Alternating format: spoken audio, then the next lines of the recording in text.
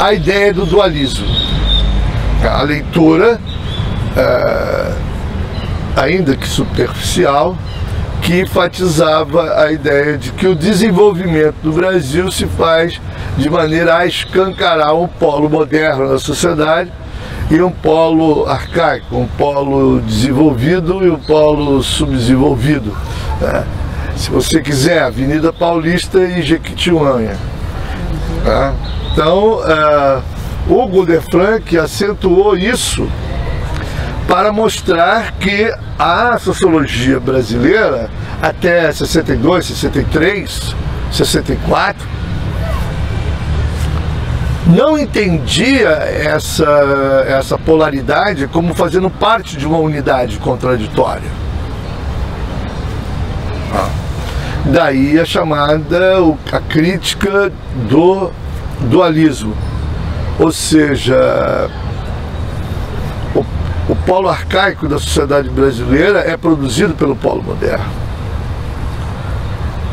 Assim como essa polaridade faz parte, está incluída numa unidade maior, que é o desenvolvimento desigual da sociedade capitalista por países desenvolvidos, países subdesenvolvidos, né, que fazem parte de uma mesma realidade que não pode ser separado. Você não pode separar o desenvolvimento do subdesenvolvimento. Então, o desdobramento desse fato no Brasil se daria através do desenvolvimento de determinadas regiões mais do que as outras.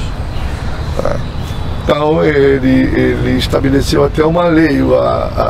As regiões que estivessem ligadas diretamente ao esquema de exportação teriam um desenvolvimento maior, como aconteceu com Salvador, né? Rio de Janeiro, Vila Rica, e muitas delas depois ficaram pobres. Então, todas as sociedades subdesenvolvidas têm um lugar onde ela se desenvolve mais porque está ligado ao comércio externo. Caso, por exemplo, de Buenos Aires, Dakar, né? E hoje São Paulo. Hugo de Franck talvez tenha sido o primeiro autor a comentar, a falar sobre o golpe de 64. No jornal The Nation americano, eu acho que 2 meses depois, não sei, 2 ou 3, ele escreveu um artigo sobre o golpe de 64. E ele, sabe o que fala? Fala o seguinte, que quem deu o golpe de 64, quem deu o golpe de 64, quem deu o golpe de 64 foi a Fiesp.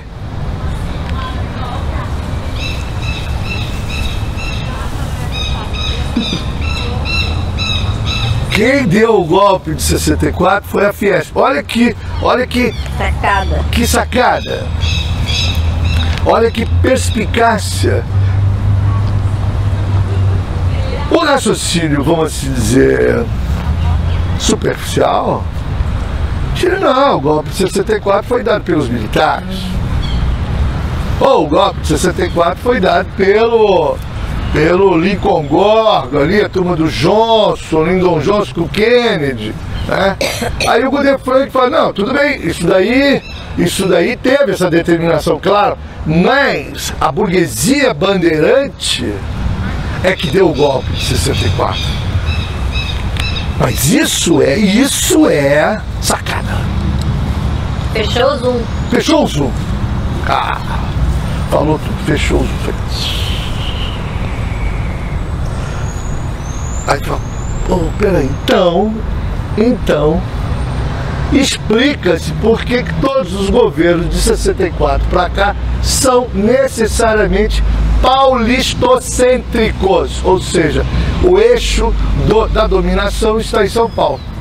Por quê? Porque São Paulo, no desenvolvimento desigual e combinado, é a região que é a ponta de lança do imperialismo.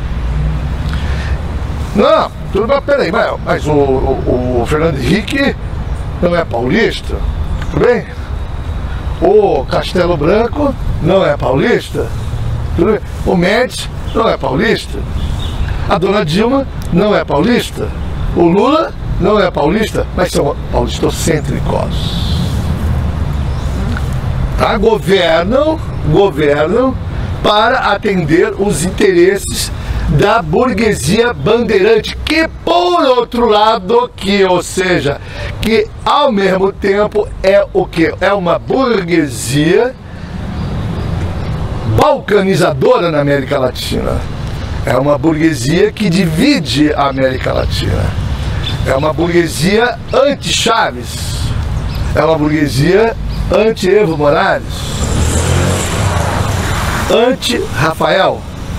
Então, o golpe de 64 continua no conteúdo econômico.